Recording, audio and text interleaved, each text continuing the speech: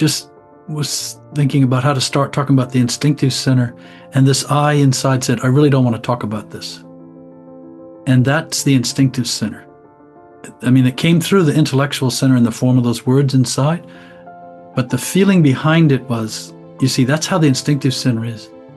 And we probably won't enjoy too much talking about this. We'll feel some tension or some irritation or some just kind of, And that's the instinctive center, because it is like an animal. And when we talk about it, especially in this way with all these ideas, we are surrounding it now with light and lenses, and we're scrutinizing it, making it the subject of our very particular study, and it doesn't like it. It's like an animal at the veterinarian. Some animals have to. I went to the dentist today, and they were cleaning my teeth, and I was thinking about how cooperative I was, right? Poking and measuring, the depth of the gum and doing all these things. And I thought, if I was a wolf or a bear or a raccoon or even a dog or a cat, I wouldn't allow this for a second, right? I would have no tameness. I would just be an animal and get your hand out of my mouth kind of thing, right? That's the instinctive center. But fortunately, in my case, I didn't bite her hand. I had enough wherewithal from the other centers to be nice. But as I've been taught to be, right? As we've been taught to be in the dentist chair. But the instinctive center doesn't like to be seen, doesn't like to be exposed. And interestingly enough, we cannot see it. We don't really actually see the instinctive center.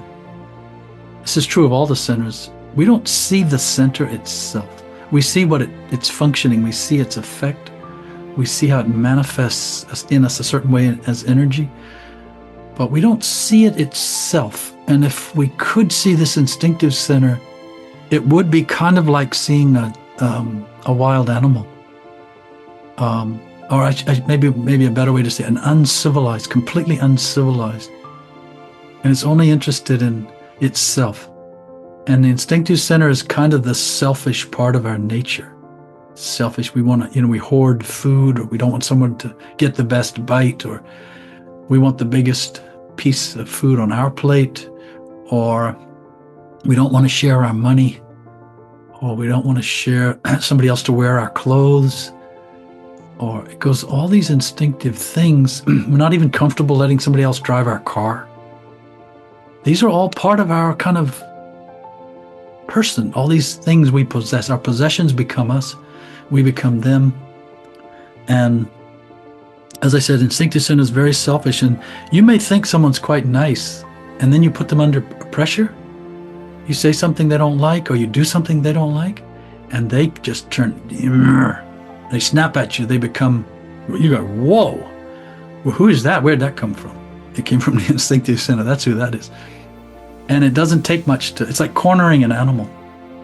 And this happens when we are put under pressure in different ways. It can be psychological pressure, it can be physical pressure. And not only will our emotional center get all riled up and respond, but the instinctive center will send out this energy like a force field of protection. But in human being, it takes a form of animosity, selfishness, hate. Bitter hatred is not just the emotional part of the emotional center, it's also the instinctive center. This is where somebody does something and now they're your enemy for life. Boom, done, period, it's over. You're now my enemy for life. It's the instinctive center. It writes people off like that.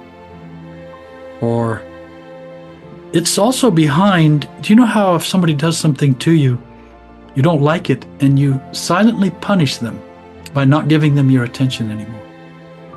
This can happen for a short or a long period of time. It can happen in a relationship.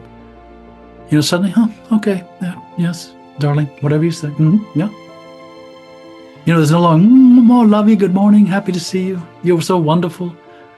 It's like, okay, you did that, guess what? You're going to pay. This is the mentality of the instinctive center. Holds a grudge like that. Now, emotional center joins along, but this is its beast mode, selfish.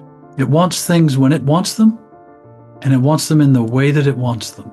And when it doesn't get those, it's upset, it's mad, it holds a grudge, it takes offense. We take offense psychologically as human beings in many ways. It can apply. Mostly it's emotional. because someone's disapproving of our imaginary idea of ourselves. And we don't like that. But if it's instinctive, we really don't like it, in a different way, kind of an animal way. Yes, and instinctive center, for example, isn't that interested in trying new foods, different cuisines, preparing food a different way, or even something as simple. I notice when I reached in the cabinet in the kitchen in the morning for a tea mug or a coffee mug, I have my favorites. Do you know, there's 2 or 3, for some reason, really like this one. And it's instinctive. It can also be emotional. Like I have one cup, my daughter did the little painting on it when she was 6 years old, and we had it put on the mug. And so, that has some emotional, but that's also instinctive, even the children thing. Parent, children, there's such a strong instinctive bond there going on. But nevertheless, I noticed that, there's probably 24 mugs of different kinds in the cabinet, but I only always reach for 3. Something like that. And so sometimes I'll go and I'll get one that I don't like just to see, what's going on here. Why not? What's wrong with this one? But there's kind of these preferences, and as you were saying, Deb, it likes routine, it likes same. It's reliable, it's definable, it's real, seems real.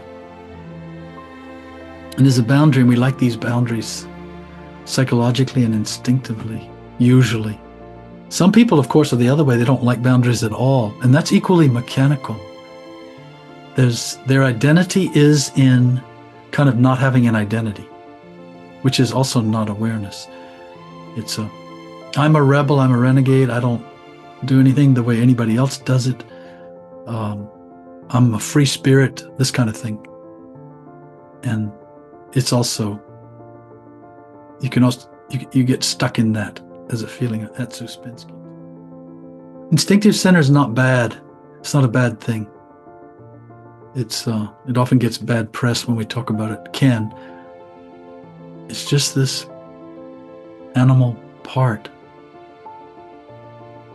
It's not animal. Even that's too strong in a way. It's not too strong, but it's an organism. It's like a worm. It's just this organism doing what it needs to do. And of course, behind the scenes, it digests all our food. It's breathing for us all the time.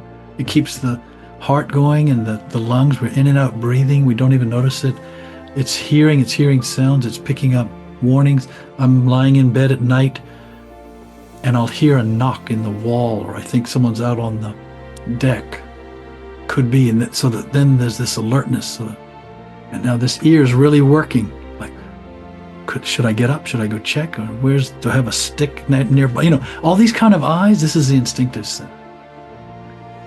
And it's always on alert, really, for danger and for safety and for selfish gain. It's also the part of us, you'll smell something and you go, ugh, like that. That's the negative half of the Queen of Clubs, the negative half of the emotional part. Registering its dislike, its distaste, that something's come in through that sense of smell, and it's repellent, and it will do what I just did, that facial thing. And that you can observe a lot by watching even your facial expression when you don't like something. It's instinctive. You'll usually somehow infer it, communicate it. And even if no one else is around, you might talk to yourself about it, how much you don't like it. And this is the instinctive center. And also, we don't like to be photographed, meaning we don't like someone else to give us an observation about our instinctive center, usually. I was talking about food earlier, and recently my wife said something to me about food and how I will very quickly, like if she puts out hors d'oeuvres or something, I'm one of the first to go to the plate and grab some, a couple of crackers and a piece of cheese, and down it goes. And when she pointed it out, there was this like, huh, what do you mean? Internally, this is the instinctive center. Doesn't want to be shown, because that's all that is in the case of this example I gave. It's the instinctive center. It's like a dog. There's food on the plate. And even if you're not hungry, you better eat it just in case, because you never know, right? That's not quite the logic of the instinctive center, but it's greedy. It's greedy and selfish. And people who are instinctively centered often have strong greed. They hoard things, they keep things to themselves. But to see, that's not bad. That's their nature. They can't help it. We cannot help but be the center of gravity we are, the body type we are, the kind of essence we have, the kind of personality we've developed. It's just happened to us. We're not to blame in that regard, and no one else is to be blamed. And usually we're offended when other people don't have the same programming and the same values we have. And this is part of the illusion. It's not important in an objective sense of consciousness.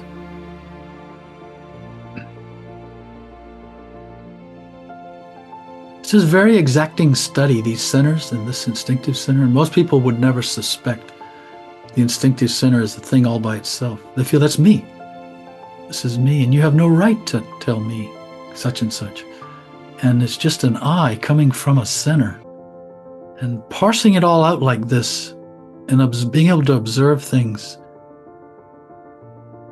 and most importantly, realize that you are this observing.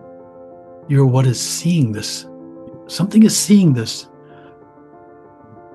This other that I am is watching.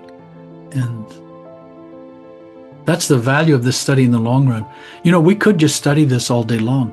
Centers of gravity, body type, become experts at human nature, and lose the main point, which is to use all of this to come to the realization that it is not awareness. It's not this conscious, and this consciousness is this other thing, this other dimension, this precious, silent presence that's actually more real.